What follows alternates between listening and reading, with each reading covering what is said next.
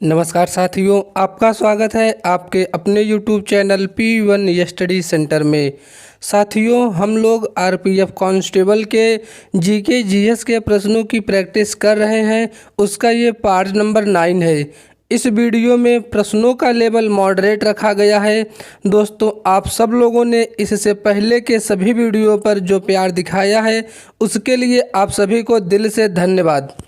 पहला प्रश्न है, किस वर्ष ऑल इंडिया वुमेन कॉन्फ्रेंस की स्थापना की गई? आपके ऑप्शन है ए 1923, बी 1925, सी 1927, डी 1930। करेक्ट आंसर होगा ऑप्शन सी 1927। अखिल भारतीय महिला सम्मेलन की स्थापना 1927 ईस्वी में की गई थी। यह दिल्ली में स्थित एक गैर सरकारी संगठन है। इस सम्मेलन की शुरुआत महिलाओं में शिक्षा को बढ़ावा देने के लिए किया गया था। नेक्स्ट क्वेश्चन, 1918 में अहमदाबाद के मिल मालिकों और मजदूरों के मध्य विवाद में किसने हस्तक्षेप किया था? आपके ऑप्शन है A Mahatma Gandhi, B Vallabh Bhai Patel, C Jamshedji Tata, D Motilal Nehru. Correct answer होगा ऑप्शन ए महात्मा गांधी। सन 1918 में अहमदाबाद के मिल मालिकों और मजदूरों के मध्य विवाद में महात्मा गांधी ने हस्तक्षेप किया तथा मिल मजदूरों के पक्ष में हड़ताल की। यहीं पर गांधी जी ने मजदूरों के पक्ष में पहली बार भूख हड़ताल किया। आगे बढ़ेंगे। अगला प्रश्न, निम्नलिखित में से किस आंदोलन में महात्मा गांधी ने भूख हड़ताल को हथियार के रूप में सर्वप्रथम प्रयोग किया था? आपके ऑप्शन है ए असहयोग आंदोलन, बी बारदोली सत्याग्रह, सी अहमदाबाद हड़ताल, डी रॉलेट सत्याग्रह। करेक्ट आंसर होगा ऑप्शन सी अहमदाबाद हड़ताल। अगला प्रश्न, किसानों के हित में गांधी जी ने 1917 में चंपारण सत्याग्रह किसके सहयोग से किया था? आपके ऑप्शन हैं ए राजेंद्र प्रसाद, बी बिरसा मुंडा, सी सत्यनारायण शुक्ल, डी देवेंद्र प्रसाद शुक्ला। करेक्ट आंसर है ऑप्शन ए राजेंद्र प्रसाद। राजकुमार शुक्ल के अनुरोध पर नील किसानों की स्थिति पर विचार करने एवं उनकी समस्याओं के समाधान के लिए गांधी जी चंपारण आए और किसानों के पक्ष में सत्याग्रह प्रारंभ किया, जिसे चंपारण आंदोलन या चंपारण सत्याग्रह के नाम से जाना जाता है। चंपारण जाने के क्रम में मुजफ्फरपुर में गांधी जी से डॉक्टर राजेंद्र प्रसाद की मुलाकात हुई। अगला प्रश्न, बारदोली सत्याग्रह का नेता कौन था? आपके ऑप्शन है A Bal Gangadhar Tilak, B Sardar Vallabh Bhai Patel, C Jawaharlal Nehru, D Annie Besant. Correct answer है ऑप्शन बी सरदार वल्लभ भाई पटेल। बारदोली सत्याग्रह सरदार वल्लभ भाई पटेल के नेतृत्व में गुजरात के किसानों ने सरकार द्वारा की गई लगान वृद्धि के विरुद्ध किया गया अहिंसक आंदोलन था। इसी आंदोलन के दौरान गांधी जी ने बारदोली की महिलाओं की ओर से वल्लभ भाई पटेल को सरदार की उपाधि से नवाजा। नेक्स्ट प्रश्न, ऑल इंडिया किसान सभा के पहले अधिवेशन में कौन अध्यक्ष थे? आपके ऑप्शन हैं A Narendra Dev, B Sahajanand Saraswati, C Sampurna Anand, D Devendra Thakur. Correct answer है ऑप्शन बी सहजानंद सरस्वती। वर्ष 1936 में कांग्रेस के लखनऊ अधिवेशन में अखिल भारतीय किसान सभा के गठन किया गया। इसके पहले अध्यक्ष सहजानंद सरस्वती जी थे। नेक्स्ट क्वेश्चन, 1776 में इंडियन एसोसिएशन की स्थापना किसने किया? आपके ऑप्शन हैं A W C. Banerjee, B Shishir Kumar Ghosh, C Surendra Nath Banerjee, D Narendra Dutt. Right answer है option C Surendra Nath Banerjee. Indian association की स्थापना जुलाई 1976 ईस्वी में कलकत्ता में हुई थी। इस संगठन की स्थापना सुरेंद्र नाथ बनर्जी ने किया था, जो उस समय नरम दल के नेता थे। नेक्स्ट क्वेश्चन, हिंदू मेल किससे संगठित किया? आपके ऑप्शन हैं A Rajnarayan Bose, B Nabagopal Mishra, C Aurobindo Ghosh, D Shishir Kumar Ghosh. Correct answer होगा ऑप्शन ए राजनारायण बोस। हिंदू मेल एक सामाजिक सांस्कृतिक संस्था थी जिसकी स्थापना 1867 में राजनारायण बोस और उनके कुछ सहयोगियों ने किया था। अगला प्रश्न, एशियाटिक सोसाइटी ऑफ बंगाल की स्थापना किसके द्वारा किया गया? आपके ऑप्शन है A sir William Jones, B sir William Bentinck, C sir James, D sir William Hawkins. Right answer होगा option A sir William Jones. Asiatic society of Bengal की स्थापना 15 जनवरी 1784 में विलियम जोन्स के द्वारा की गई थी। इसका उद्देश्य प्राच्य अध्ययन को प्रोत्साहन प्रदान करना था। नेक्स्ट क्वेश्चन, इनमें से किसने यह कहते हुए भारतीय राष्ट्रीय कांग्रेस की हंसी उड़ाई थी कि यह एक बहुत सूक्ष्म भाग का प्रतिनिधित्व करता है? आपके ऑप्शन है A Dufferin, B Curzon, C Dalhousie, D Minto. Right answer होगा ऑप्शन ए डफरिन। भारतीय राष्ट्रीय कांग्रेस की स्थापना 1885 में हुआ था। भारतीय राष्ट्रीय कांग्रेस की स्थापना के समय डफरिन भारत के वायसराय थे। नेक्स्ट क्वेश्चन, भारतीय राष्ट्रीय कांग्रेस का पहला अधिवेशन कहाँ हुआ था? आपके ऑप्शन है A Kolkata, B Mumbai, C Madras, D Kanpur. Right answer होगा ऑप्शन बी मुंबई। सन 1885 में ए ओ ह्यूम ने भारतीय राष्ट्रीय कांग्रेस की स्थापना की। इसका पहला अधिवेशन दिसंबर 1885 में व्योमेश चंद्र बनर्जी की अध्यक्षता में बम्बई में आयोजित हुआ तथा 1886, 1887 में दूसरा व तीसरा अधिवेशन क्रमशः कोलकाता एवं मद्रास में आयोजित हुआ, जिसके अध्यक्ष क्रमशः दादा भाई नौरोजी व बदरुद्दीन तैयब जी थे।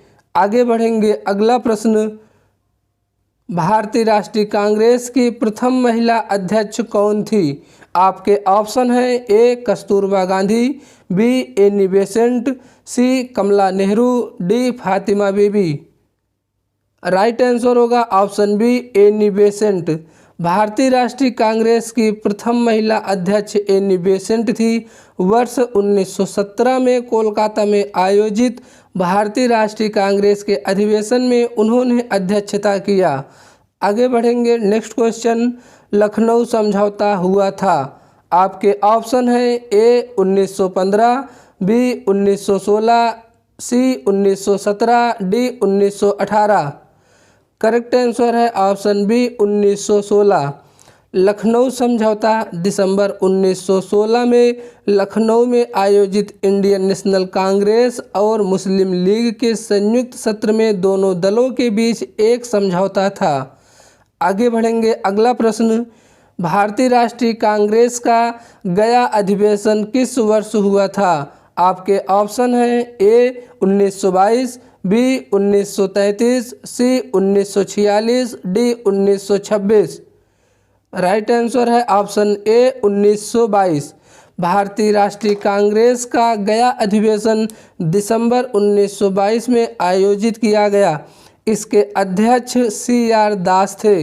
इस अधिवेशन के बाद सी आर दास और मोतीलाल नेहरू ने 1923 में स्वराज पार्टी का गठन किया। नेक्स्ट क्वेश्चन, निम्नलिखित में से भारतीय राष्ट्रीय कांग्रेस के किस अधिवेशन में पहली बार मौलिक अधिकारों से संबंधित प्रस्ताव पारित किए गए थे? आपके ऑप्शन है ए सूरत अधिवेशन 1960, बी गया अधिवेशन 1922, सी कराची अधिवेशन 1931, डी कानपुर अधिवेशन 1925। राइट आंसर है ऑप्शन सी कराची अधिवेशन 1931। इसी अधिवेशन में गांधी ने कहा था कि गांधी मर सकता है परंतु गांधीवाद हमेशा जिंदा रहेगा। कराची अधिवेशन भारतीय राष्ट्रीय कांग्रेस का 45वां अधिवेशन था। नेक्स्ट क्वेश्चन, सुरक्षा वाल्व सिद्धांत के आधार पर भारतीय राष्ट्रीय कांग्रेस की स्थापना ब्रिटिश सरकार को खतरों से बचाने के लिए थी। उपयुक्त विचार किस नेता के थे? आपके ऑप्शन हैं A C Rajagopalachari, B Lala Lajpat Rai, C Bipin Chandra Pal, D Motilal Nehru. Right answer है ऑप्शन बी लाला लाजपत राय।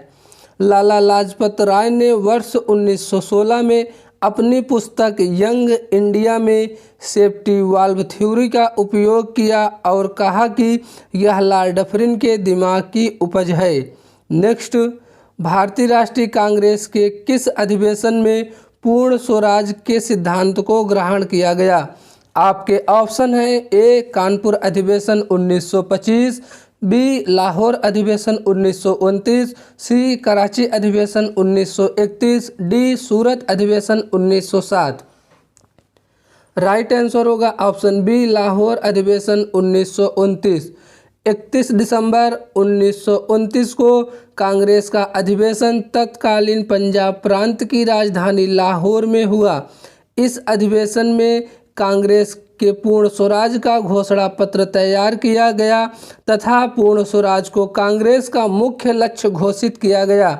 जवाहरलाल नेहरू इस अधिवेशन के अध्यक्ष चुने गए। अगला प्रश्न, गंगा का मैदान किस प्रकार की मिट्टी से भरा है? आपके ऑप्शन हैं ए काली मिट्टी, बी लाल मिट्टी, सी जलोढ़ मिट्टी, डी लैटराइट मिट्टी। करेक्ट आंसर होगा ऑप्शन सी जलोढ़ मिट्टी।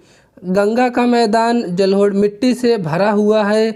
जलोढ़ मिट्टी को सबसे उपजाऊ मिट्टी माना जाता है।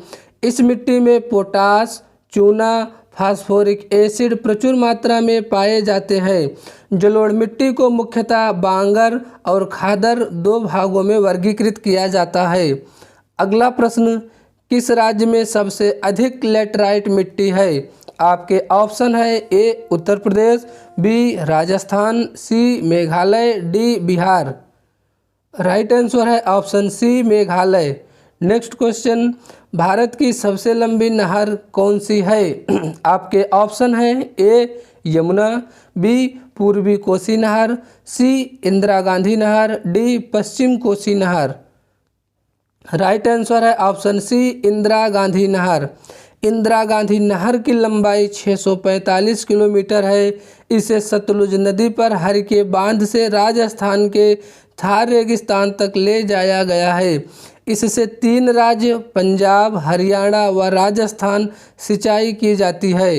अगला प्रश्न, निम्नलिखित में से कौन सी भारत की सबसे लंबी नहर कहलाती है? आपके ऑप्शन हैं ए सेतु समुद्रम जल यात्रा नहर, बी शारदा नहर, सी पूर्वी कुशीनगर, डी इंदिरा गांधी नहर। राइट आंसर होगा ऑप्शन डी इंदिरा गांधी नहर। नेक्स्ट क्वेश्चन, भारत में पानी का सर्वाधिक उपयोग किस प्रयोजन के लिए किया जाता है? आपके ऑप्शन ए उद्योग, बी घरेलू, सी सिंचाई, डी पेयजल। करेक्ट आंसर होगा ऑप्शन सी सिंचाई। नेक्स्ट क्वेश्चन, दामोदर घाटी परियोजना किस राज्य में स्थित है? आपके ऑप्शन हैं ए बिहार, बी झारखंड और Paschim Bengal, C Orissa, D Karnataka. Correct answer है ऑप्शन बी झारखंड और पश्चिम बंगाल। यह स्वतंत्र भारत के प्रथम बहुउद्देशीय परियोजनाओं में से एक है। इस परियोजना से लाभान्वित होने वाले राज्य झारखंड, बिहार और पश्चिम बंगाल है। नेक्स्ट क्वेश्चन, निम्नलिखित में से कौन सा ऊर्जा का पारंपरिक स्रोत नहीं है? आपके ऑप्शन हैं ए कोयला, बी प्राकृतिक गैस, सी पवन ऊर्जा, डी इनमें से कोई नहीं। राइट आंसर होगा ऑप्शन सी पवन ऊर्जा। आगे बढ़ेंगे, ऊर्जा के 2 स्रोत होते हैं, पारंपरिक स्रोत और गैर पारंपरिक स्रोत। पारंपरिक स्रोत में जीवाश्म ईंधन, पेट्रोलियम, कोयला, प्राकृतिक गैस आदि आते हैं। गैर पारंपरिक ऊर्जा स्रोत में पवन ऊर्जा, बायोमास ऊर्जा और नवीकरणीय ऊर्जा संसाधन आते हैं। नेक्स्ट क्वेश्चन, कोयला नगरी किस स्थान को कहते हैं? आपके ऑप्शन हैं A Suhagpur, B Raniganj, C Dhanbad, D Solapur. Correct answer होगा ऑप्शन सी धनबाद। झारखंड के धनबाद शहर को कोयला नगरी के रूप में जाना जाता है यहाँ के झरिया क्षेत्र में अनेक कोयला खनन केंद्र हैं। नेक्स्ट क्वेश्चन, रामसर सम्मेलन किसके संरक्षण से जुड़ा हुआ है? आपके ऑप्शन हैं ए शुष्क भूमि, बी आर्द्र भूमि, सी वन, डी जंगल। करेक्ट आंसर है ऑप्शन बी आर्द्र भूमि। रामसर सम्मेलन आर्द्र भूमि के संरक्षण से संबंधित है। यह संधि 2 फरवरी 1971 को ईरान के शहर रामसर में हुआ था, इसलिए इसे रामसर संधि के नाम से जाना जाता है। भारत ने इस संधि पर 1 फरवरी 1982 को हस्ताक्षर किए। आगे बढ़ेंगे। अगला प्रश्न, सलीम पक्षी अभयारण्य स्थित है? आपके ऑप्शन है ए राजस्थान, बी मध्य प्रदेश, सी Goa, D Arunachal Pradesh. Correct answer होगा ऑप्शन सी गोवा। सलीम अली पक्षी अभयारण्य दुर्लभ प्रजातियों के लिए पाए जाते हैं। इस अभयारण्य का नाम भारतीय पक्षी विज्ञानी सलीम अली के नाम पर रखा गया है। नेक्स्ट क्वेश्चन, IUCN का मुख्यालय कहाँ स्थित है? आपके ऑप्शन हैं A Switzerland, B France, C Australia, D Geneva. Correct answer होगा ऑप्शन ए स्विट्जरलैंड। IUCN की स्थापना वर्ष 1948 में की गई थी। इसका मुख्यालय स्विट्जरलैंड के ग्लैंड में स्थित है। इसके द्वारा पौधे और जानवरों के संरक्षण के संबंध में रेड लिस्ट जारी की जाती है। आपका अगला प्रश्न, एक पोषी स्तर से दूसरे पोषी स्तर में कितनी ऊर्जा अवशोषित होती है? आपके ऑप्शन है ए 5%, बी 10%, सी 50%, डी 90%। राइट आंसर है ऑप्शन बी 10%। एक पोषी स्तर से दूसरे पोषी स्तर में 10% ऊर्जा अगले स्तर पर स्थानांतरित हो जाती है और शेष ऊष्मा के रूप में नष्ट हो जाती है। इसे 10% का नियम भी कहा जाता है, जिसे रेमंड लिंडमैन ने दिया है। आपका अगला प्रश्न, हिंदी भारत संघ के राजभाषा होगी, ऐसा संविधान निर्मात्री सभा के किस समिति द्वारा 1949 में निर्धारित कर दिया गया? आपके ऑप्शन हैं ए सर्वोच्च न्यायालय पर समिति द्वारा, बी नियम तथा प्रक्रिया समिति द्वारा, सी प्रारूप समिति द्वारा, डी गोलकनाथ समिति द्वारा। राइट आंसर होगा ऑप्शन सी प्रारूप समिति द्वारा। आगे बढ़ेंगे। अगला प्रश्न, इनमें से कौन कैबिनेट मिशन के सदस्य नहीं थे? आपके ऑप्शन है A Pethick Lawrence, B Stafford Cripps, C A.B. Alexander, D P Andrich. इस प्रश्न का आंसर आप सभी लोग कमेंट बॉक्स में दीजिएगा। क्लास की PDF के लिए आप लोग टेलीग्राम ग्रुप को ज्वाइन कर लीजिए। टेलीग्राम ग्रुप का लिंक आपको डिस्क्रिप्शन बॉक्स में दिया गया है। वीडियो को लाइक करें, अपने दोस्तों के साथ शेयर करें। चैनल पर यदि आप नए हैं तो प्लीज़ चैनल को सब्सक्राइब करें। ऐसे ही इन्फॉर्मेटिव वीडियो आपको लगातार मिलते रहेंगे। धन्यवाद।